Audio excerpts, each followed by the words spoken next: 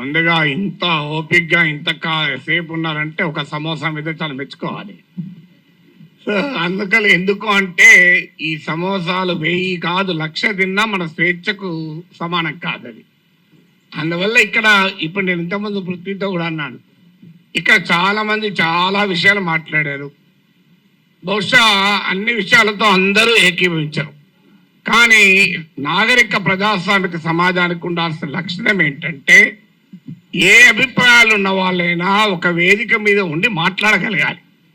అది నాగరిక సమాజానికి ఉండాల్సిన లక్షణం. సో ఇక్కడ ఉన్న వాళ్ళందరికీ ఒకటే కన్సర్న్ ఏంటంటే స్వేచ్ఛను హరించకూడదు. ఇక్కడ మాత్రం డిఫరెన్స్ ఏం లేదు కదా ఎవరికి. భావప్రజ్ఞ స్వేచ్ఛను హరించకూడదు. భారత రాజ్యాంగం కల్పించిన ఆర్టికల్ 19(1)(a)లో కల్పించిన భావప్రజ్ఞ స్వేచ్ఛను హరించకూడదు. హరిస్తే ఏం చేస్తారు? కేసులు పెడతారు. నేను అన్నాను అరెస్ట్ చేస్తారని భయమా సార్ అన్న. భయం ఉంటే యాంటిసిపేటరీ బెయిల్ పోతుంది, పోలే కదా అన్న. ఇంతవరకు యాంటిసిపేటరీ బెయిల్ పిటిషన్ వేయలేదు, వేయను కూడా. ఎందుకని నవ్వుతూ అన్నా, నా జీవితంలో చాలా అనుభవాలు వచ్చాయి అసెంబ్లీతో సహా. ఒక జైలు అనుభవం రాలే, అది కూడా పోయి చేస్తే నా ఆత్మకథ పూర్తవుతుంది ఇంకో చాప్టర్ అని చెప్పాను. సో అందువల్ల అరెస్ట్లకు భయపడే వాళ్ళం అయితే ఇక్కడ దాకా రాకనే పోయేవాళ్ళం. నేను 30 ఏళ్ల వయసులో యూనివర్సిటీలో అసిస్టెంట్ ప్రొఫెసర్గా ఉన్నప్పుడు Times of India group daily the ఇండిపెండెంట్కు ఒక ఆర్టికల్ రాశారు. అప్పుడు ముఖ్యమంత్రి నెదురుమల్లి జనార్దన్ రెడ్డి పైన glad to see him go అని రాశారు. అప్పుడు చీఫ్ మినిస్టర్ ఆఫీస్ నుంచి వైస్ ఛాన్సలర్ ఫోన్ వస్తే నన్ను పిలిపించాడు. ఏం నాగేశ్వర్ పెళ్ళై 4 ఏళ్ళు అయింది, కొడుకు పుట్టి 1 year కూడా కాలే, ఇప్పుడు మన ఉద్యోగం తీసేస్తే ఏమవుతుంది అన్నాడు. నేను తీసేయమన్నాడు సార్ మీ సీఎంను. ఒక 30 ఏళ్ళు అక్కడ ఇక్కడ ట్యూషన్ చెప్పుకొని బతుకుతా, 30 ఏళ్ళ తర్వాత కోర్టులో సుప్రీంకోర్టుకి వెళ్ళి ఈ డబ్బులన్నీ తెచ్చుకుంటే జూబ్లీహిల్స్ ఇల్లు కట్టుకుంటా అని చెప్పాను. ఎందుకంటే నాకు అదొకటే మార్గం కనబడుతున్నా సార్, లేకపోతే లేదని చెప్పిన. అంటే అందువల్ల 30 ఏళ్ళ వయసులోనే భయపడలే, 62 ఏళ్ళ వయసులో భయపడతామా? సో అందువల్ల అది భయపడే ప్రసక్తే లేదు. అరెస్ట్ ఇంతవరకైతే మీకు ఫ్యాక్ట్స్ కూడా చెప్పాలి. ఎందుకంటే ఇక్కడ మాట్లాడిన వాళ్ళు చాలా మంది బహుశా టీవీలు మిస్లీడ్ చేసిన రాంగ్ ఇన్ఫర్మేషన్తో కూడా ఉన్నట్టున్నారు. నా దగ్గరికి అరెస్ట్ చేసడానికి ఎవరైతే రాలే ఇప్పటి వరకు, రారని నేను చెప్పను, ఇప్పటి వరకు రాలేదు. హైదరాబాద్కు వచ్చారేమో తెలియదు, మా ఇంటికి రాలే. అయితే అక్కడ తెలంగాణ పోలీస్ ప్రొటెక్షన్కి వస్తే వాళ్ళ ఫోటోలు వేసి మనం మీడియాలో ఆంధ్ర పోలీస్ వచ్చిందని రాశారు. ఆ వీడియోలో ఉన్న వ్యక్తి మన టోలీచెక్ సిఐ. సో అలా కూడా వచ్చాయి వార్తలు. ఆ వార్తలు కూడా ఇట్లాంటి పత్రికల్లోనే వచ్చాయి. పోనీ వీళ్ళు ఇక్కడ మనకు అర్థం కావాల్సిందంటే, ఒకటి రాజ్యం ప్రభుత్వమే నేరుగా కేసులు పెట్టింది. ఏంటా కేసులు? కుల చిచ్చు పెట్టానట. నేను నా మాటలో ఎక్కడ కులం అన్న పదవే లేదు, కుల చిచ్చు పెట్టాను. పవన్ కళ్యాణ్ మాటల్లో కూడా చెప్పాడు కులం అని. అసలు నేను ఎక్కడ కులం తీసానో నాకు ఇప్పటికీ అర్థం కాలే. ఇప్పుడు ఒక అంశం వచ్చినప్పుడు అనేక మంది భిన్నమైన అభిప్రాయాలు ఉన్నవారు ఆ అంశాన్ని వరకు సమర్థిస్తుంటారు. అది ఏ కులం వాళ్ళైనా కావచ్చు, ఏ ప్రాంతం వాళ్ళైనా కావచ్చు, ఏ రాజకీయ భావాలు ఉన్న వాళ్ళైనా కావచ్చు. ఇప్పుడు దీన్ని మైక్ అనాలి. దీన్ని మైక్ అని ఒక కులం వాళ్ళకి చెప్తే మైకు, ఇంకో కులం వాళ్ళు చెప్తే కాదు స్టిక్ అంటారా? ఒక పార్టీ వాడికి చెప్తా మైకు, ఇంకో పార్టీ వాడికి చెప్తే బాటిల్ అంటారా? ఎవరైనా మైక్ అనాలి. సో దానికి కుమ్ముకైనట్టు కాదు అది. తర్వాత ప్రాంతం అని కూడా తీశాడు పవన్ కళ్యాణ్. ప్రాంతం అని తీస్తే ఎవరు తీశారు ప్రాంతం? నిజంగా ఇక్కడ వచ్చిన ఇన్ని సంఘాలు ఉన్నాయి, వీళ్ళు తీయలే. తెలంగాణ సంఘాలు మొదలు ప్రాంతం అనే ప్రస్తావనే తీయలే. ఆ ప్రస్తావన తీసింది కూడా ఆ 2 పార్టీల వాళ్ళే. నువ్వు తెలంగాణ వాడివి, ఆంధ్రప్రదేశ్ రాజకీయాల గురించి ఎట్లా మాట్లాడుతావు? అయ్యా మరి నేను అమెరికా వాడిని, అక్కడ ఓటర్ ఆడ మాట్లాడుతున్నా కదా, ఇరాన్ పైన మాట్లాడుతున్నా, ఇరాన్ ఓటర్నా?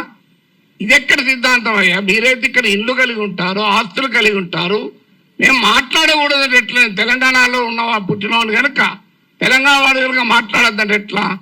అంటే కులం తీసింది మీరు, ప్రాంతం తీసింది మీరు, మళ్ళీ మమ్మల్ని కులము ప్రాంతం తీశారంటున్నారు. ఎంత ఆశ్చర్యం చూడండి. ఇక అది కులం చిచ్చు పెట్టారని కేసు పెట్టారు. అక్కడ కులం ప్రస్తావన కూడా చేయలేదు నేను.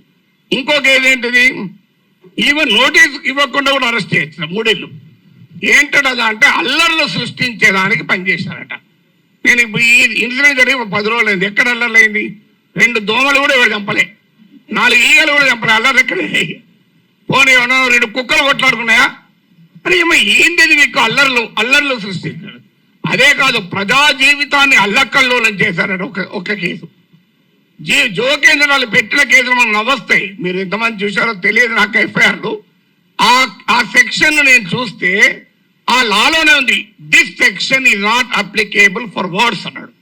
మరి నేను వర్డ్స్ కాకపోతే ఏం మాట్లాడినా బాంబులు వేసినా. ఇంకో దగ్గర this section is not applicable to the statements అన్నారు. మరి నేను మాట్లాడేది వర్డ్ స్టేట్మెంటే కదా.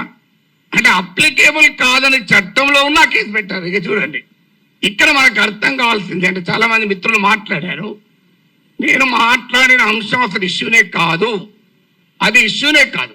నన్ను కులం అన్నారు. ఇప్పుడు ఇంతకుముందు విమలక్క గారు చెప్పారు, నేను ఏ కులంలో పుట్టాలనే హక్కు నాకుంటే, అది అవకాశం నాకుంటే అది నేను డిసైడ్ చేసుకుంటాను. ఎక్కడో చూడ పుట్టిన తర్వాత ఎక్కడున్నాం అనేది పాయింట్ కదా.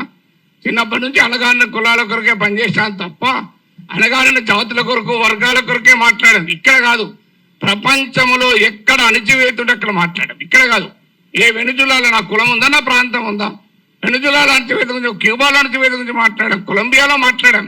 అక్కడ ఎవరి కులాలు ఉన్నాయి, ఎవరు ఏమున్నాయో మాకు. సో ఎక్కడ అణచివేతుంటే అక్కడ మాట్లాడతాం.